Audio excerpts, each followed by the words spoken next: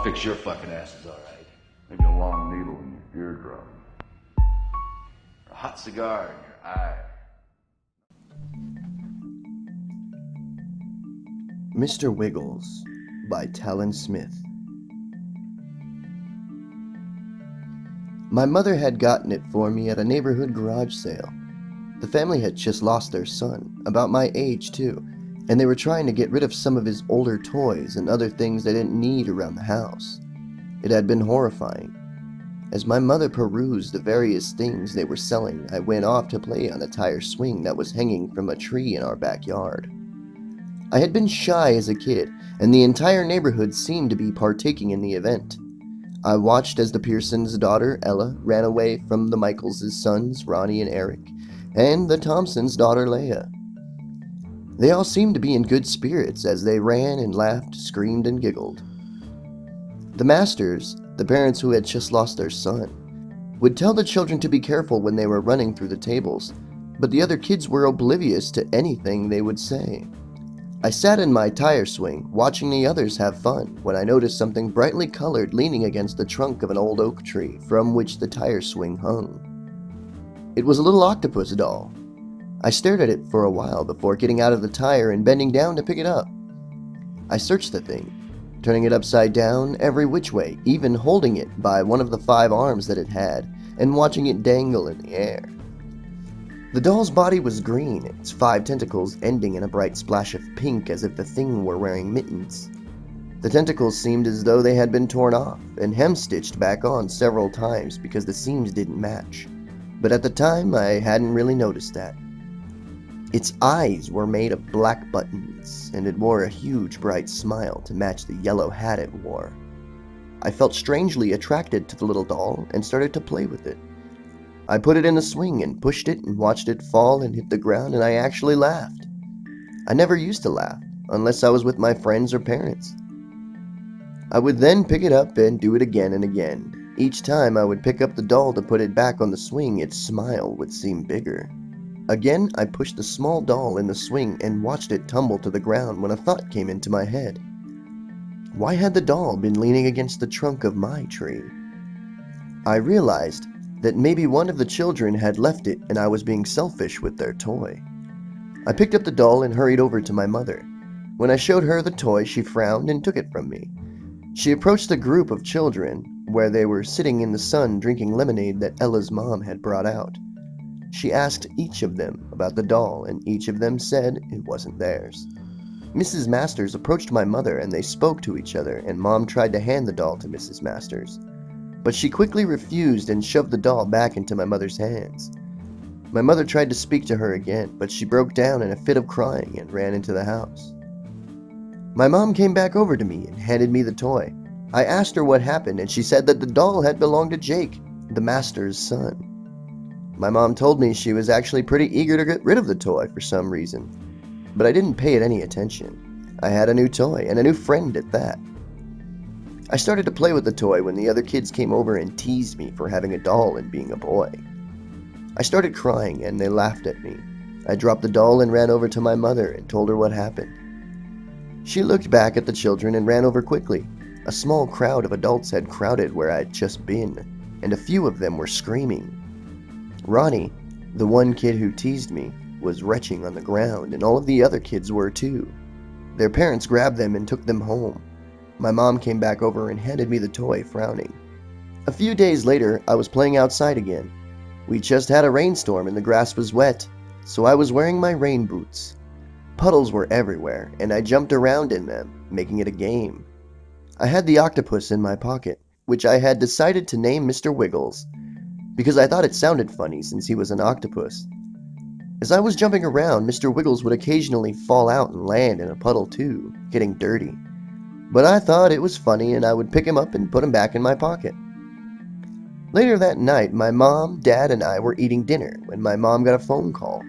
She excused herself from the table and answered the phone. I tried to hear what she was talking about, but she was too far away. So I continued to feed MrWiggles, getting food all over his face. My dad watched me and said that MrWiggles was going to need a bath. He picked him up and took him into the laundry room and dropped him in the washing machine. He poured some soap and turned it on and returned to the table. Mom came back a few minutes later. She said that the neighbor kids had all gotten sick from some rotten lemons they used in the lemonade. At least, that's what the doctor said for each of their checkups. I went to bed upset because MrWiggles was still in the washing machine. My mom kissed me on the forehead and told me that I would have him in the morning. They went to bed, but I couldn't sleep because I wanted MrWiggles back. But shortly after, I eventually fell asleep. Around 2 in the morning, I woke up to a thumping sound in the hallway. My door was cracked and there was a nightlight in the hallway in case I needed to use the bathroom. The thumping kept getting louder as it moved down the hallway, and I started to hide under the covers when I saw a shadow cast on the wall.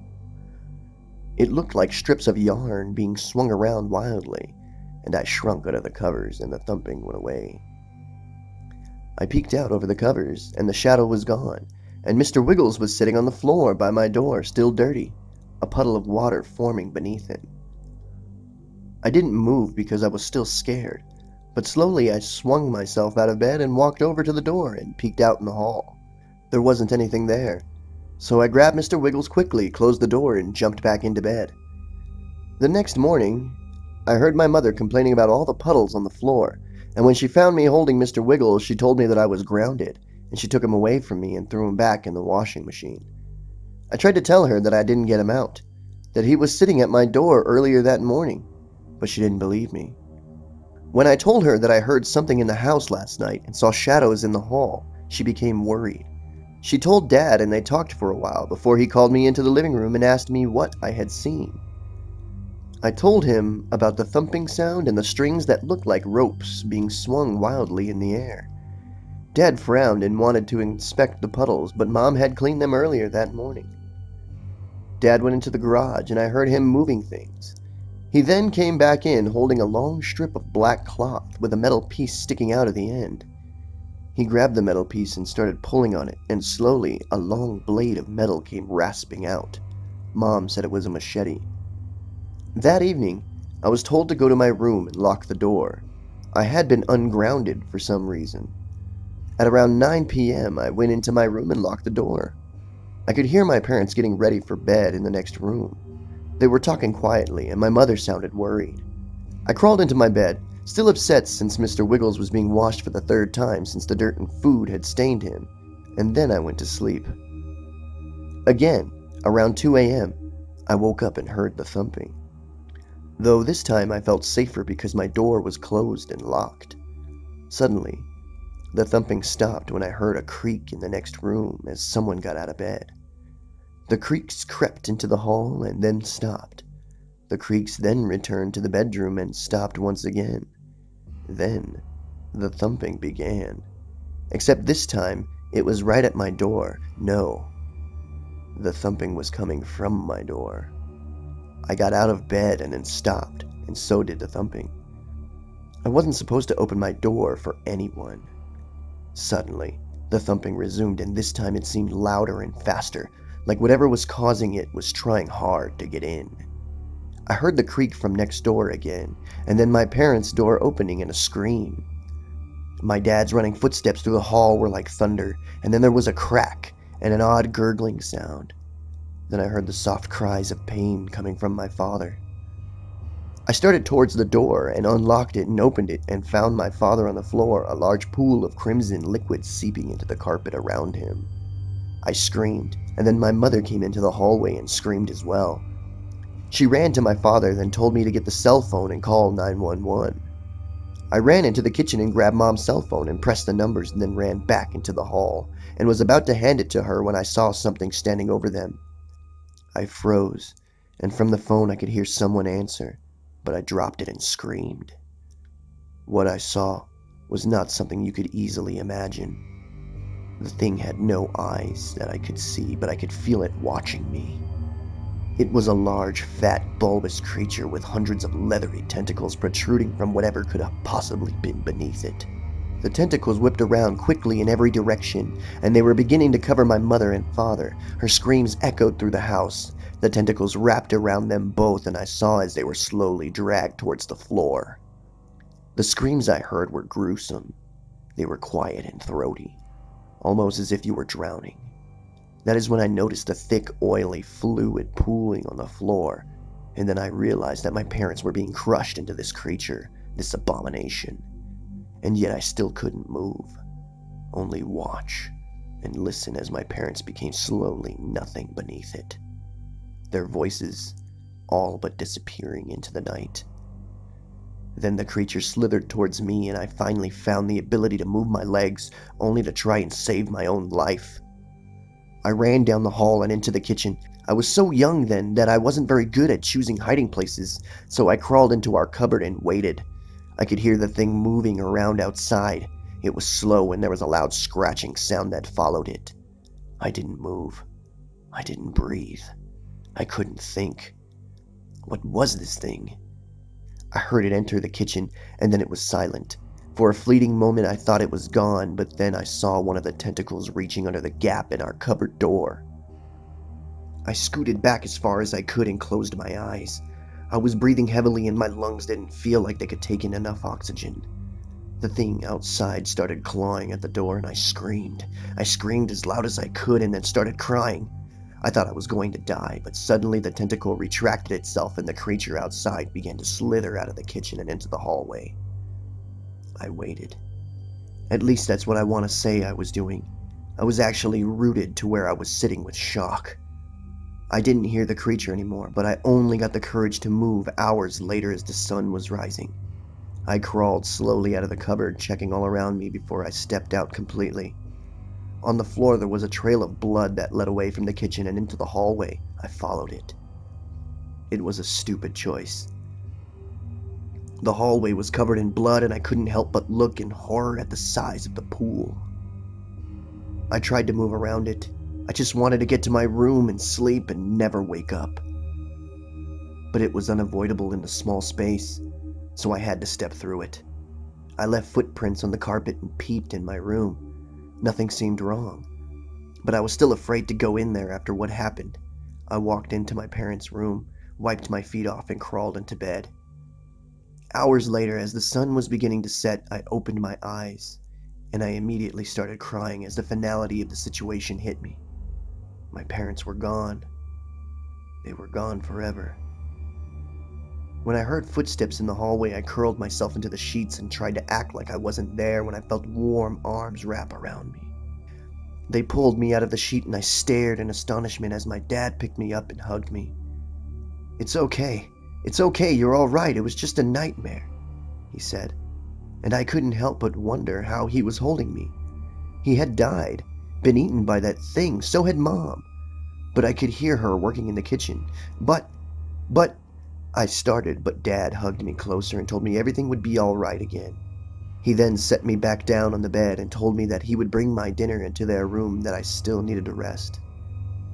He walked out, and I could hear him and Mom talking quietly in the kitchen.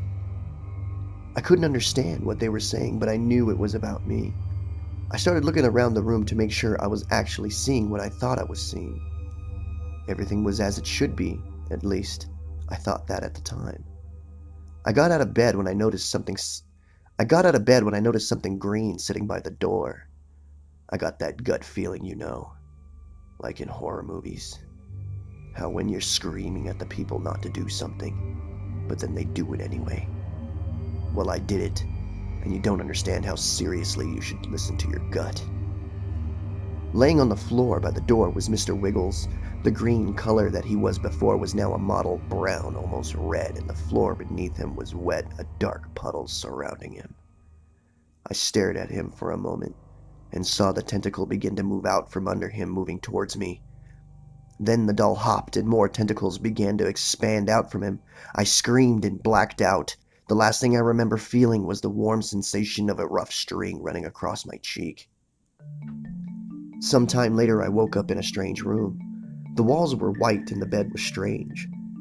It had some kind of plastic side guards, and there was a TV mounted in the corner of the ceiling.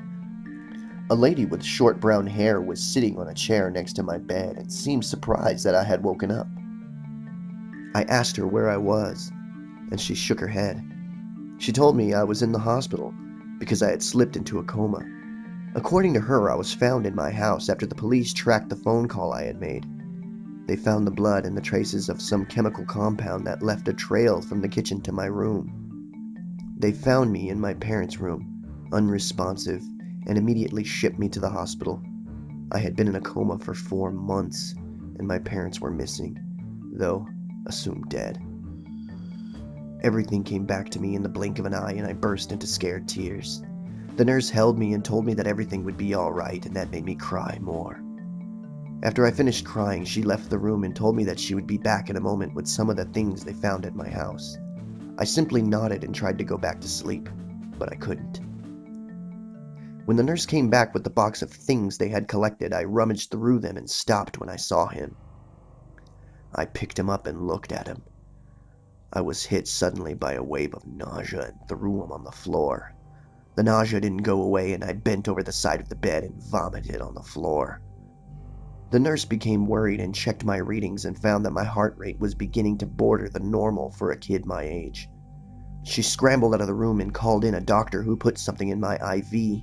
I became dizzy and tired, but I kept my eyes open and locked on MrWiggles.